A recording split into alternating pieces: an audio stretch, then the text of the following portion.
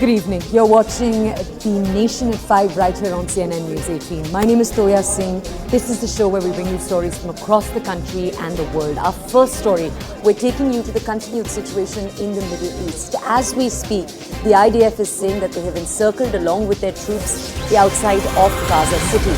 We're also learning that the death toll is nearing 10,000 people as we speak.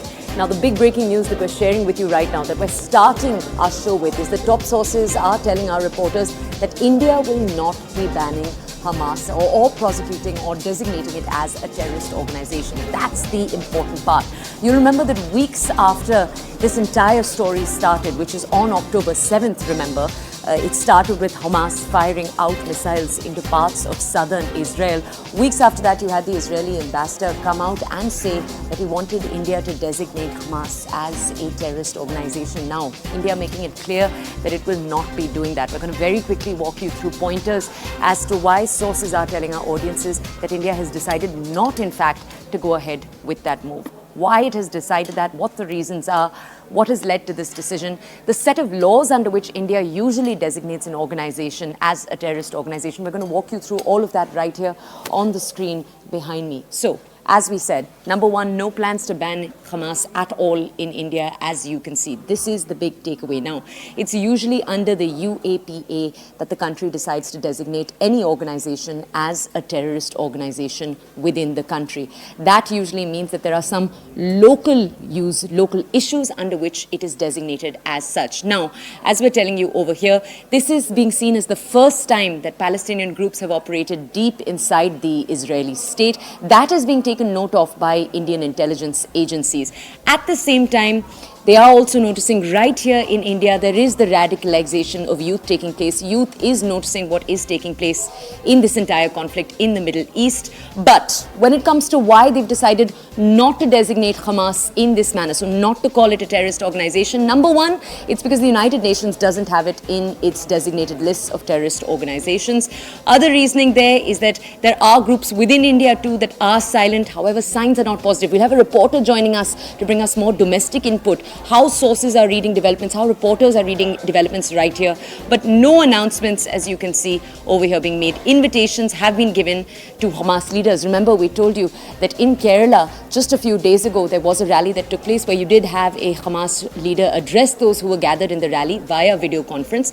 Security agencies, as we're pointing out, did take notice of that. But to understand more about this story, let's go over to my colleague Anand Narasimhan, who joins us this evening to bring us more context. Anand, can you start off by telling our audiences, how is the organization designated as a terrorist organization in India? What's the process? Well, most importantly, they need to have activities on Indian soil. Either if they are proscribed by the UN, then that gives us grounds because the UN has proscribed it. So that's why we look at proscription of the organization. Otherwise, if that organization has seeded itself in India, there is terror funding, there is training, and there are activities against the state, against Bharat, then it gets proscribed. Right now, Hamas is not proscribed as far as Indian soil is concerned because it's an issue which is outside of India, although it resonates in Bharat. The larger problem is also that there is no delineation between the activities of Hamas, which is a terrorist organization, and the Israel-Palestinian two-state political issue.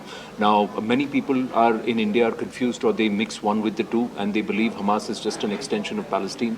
And somewhere this narrative that's been pushed as a larger psyops, as the Israelis call it, by the Hamas seems to have worked. On the other hand, there is also the worry that the Taliban takeover of Afghanistan and now the Hamas attack over Israel could also lead to a certain level of radicalization and emboldening fundamentalist entities within. The larger challenge for the Indian intelligence and perhaps the state is that there should not be entities or individuals inside India who would get perhaps radicalized or be encouraged and emboldened to carry out something like what the Hamas did against non-Muslims in India, and that becomes a huge challenge. During the time of the Taliban takeover, there was a sudden rise and perhaps a migration or an affiliation towards the ISIS. Thankfully, there has been largely a control that's been made because the communities have worked together along with the state and the intelligence mechanisms. The elders have been able to keep the youth and make them understand.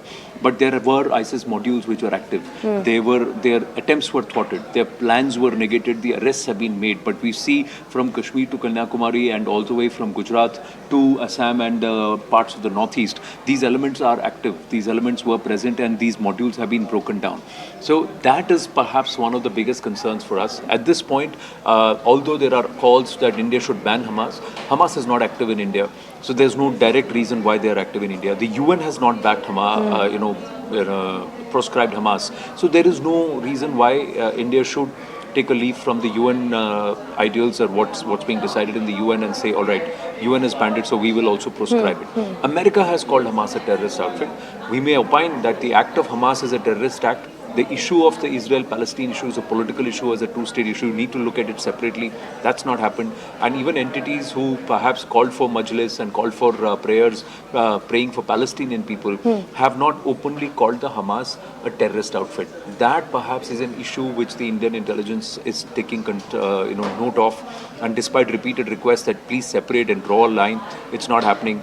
The calling of or asking a Hamas leader to address digitally address a huge group gathering is something which could snowball into something greater, emboldening certain elements who now are part of or who were previously part of banned outfits, but now are quietly not openly stating that affiliation but seeding themselves into other organizations. They could give some turn here which could hurt people in India and the Indian social fabric itself. That is something which the agencies are going to be highly aware of and wary of. Okay. Anand, thank you for bringing us that context. Now we have the defense expert A.K. Sewaj who's also with us, Major General A.K. Sewaj. General, if I may come to you with this question. Just a few days ago, we heard the External Affairs Minister S. Jaishankar put out a statement. He put this on Twitter itself. In that statement, sir, he very much condemned the initial act and he called it a terror act. I just want to ask you, sir, is that then what we're going to see India do? Not formally designate it as a organization that is a terrorist organization, but at the same time, in its statements of condemning, perhaps refer to it as a terrorist organization? Is that almost what we're going to see the approach?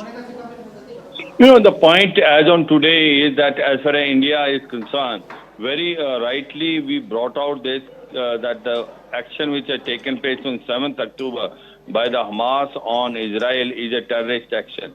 And we condemn that. Minister of External Affairs, Dr. S. Jaishankar, has come very openly. In fact, we were one of the country was very clear in our approach.